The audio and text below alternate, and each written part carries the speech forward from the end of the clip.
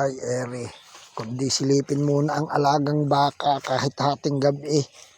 At baka ere napupulupot pa ay inam na. Ayan, hindi naman, nakain sila.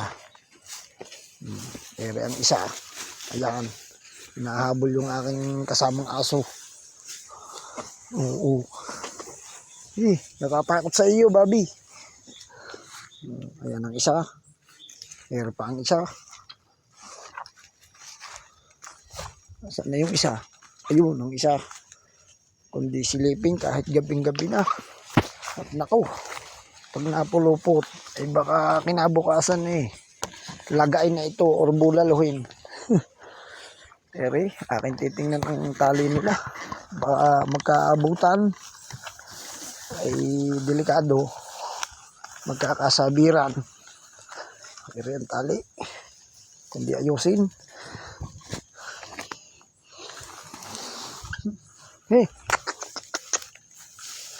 Umulupot pa yung isa. Yan. Sadyang kahit sibsib na ang gabi, kundi isinop ang baka, ilagay sa makakakain. Ere. Yan. Yan siya. Yan yung malaki. Dito tayo. Gini. Gini tayo sa may damo-damo. Ayun yung siya. Yun, nakakain.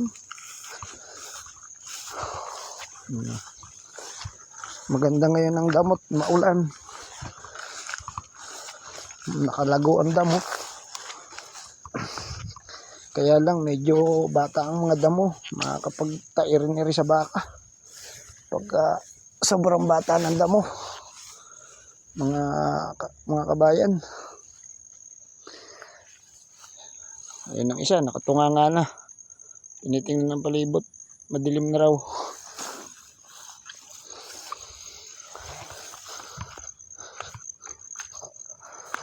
Ayan, tatali ko ng maayos.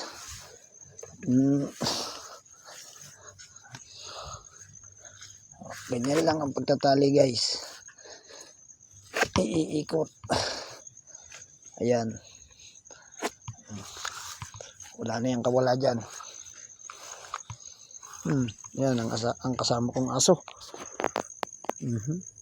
Ayan siya, patingin-tingin, palibot, baka may panganib.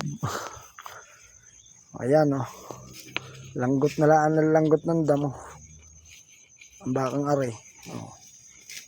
Kung anong kanyang masintahan, ayun ang kanyang kakainin. Ayan siya, nakakain maigi. Ayan pang isa. Hagod na lang ng hagod ng damo.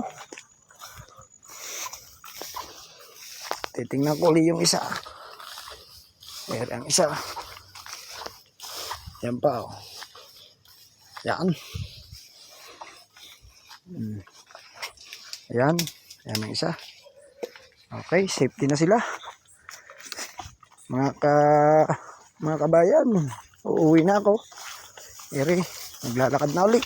Uwi. Sige, una ka na, Bobby. Una. Takbo. Ayaw muna. Sige guys, maraming salamat. And magandang gabi sa inyong lahat.